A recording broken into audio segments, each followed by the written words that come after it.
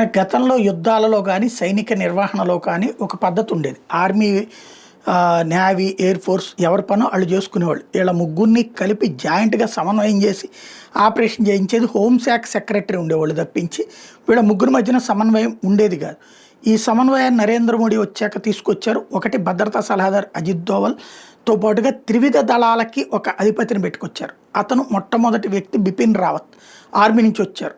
Army నుంచి ఒకసారి, air force నుంచి ఒకసారి, ఇట్లాగా వాళ్ళల్లోనే ఒకళ్ళని తీసుకునేటట్టు మిగతా త్రివిధ దళాల అంటే మిగతా ఆర్మీ కానీ ఎయిర్ ఫోర్స్ కానీ వాళ్ళతో కలిసి కోఆర్డినేట్ చేసుకునేట్టు ఇట్లా తీసుకుని వచ్చారు.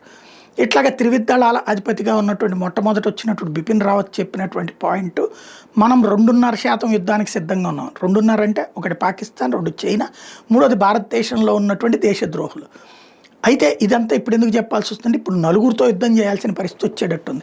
ఇప్పుడు ఆసిఫ్ మునీర్ వచ్చేటప్పటికి బంగ్లాదేశ్ని బాగా టెర్రర్ లాంచ్ ప్యాడ్గా మార్చుకున్నాడు. ఒకప్పుడు నేపాల్ని మార్చుకుంటే మనం నేపాల్ దగ్గర కొంత కంట్రోల్ చేసుకొచ్చాం కాబట్టి ఇప్పుడు త్రూ బంగ్లాదేశ్ నుంచి తీసుకొస్తారు. బంగ్లాదేశ్ నుంచి బెంగాల్లోకి, బెంగాల్లో నుంచి భారతదేశంలోకి తీవ్రవాదులను తీసుకురావడానికి బంగ్లాదేశ్లోని పెద్ద ఎత్తున శిబిరాలు ఏర్పాటు చేస్తున్నారు, ట్రైనింగ్ సెంటర్లు ఏర్పాటు చేస్తున్నారు, పెద్ద ఎత్తున రిక్రూట్ చేసుకుంటారు. బంగ్లాదేశీ వాళ్ళని తీవ్రవాదంలోకి చేర్చుకుని వాళ్ళకి నెలవారీ జీతాలు ఇచ్చి భారతదేశంలో అకృత్యాలు చేయడానికి పంపించే పని ఆసిఫ్ మునీర్ చేస్తున్నాడు.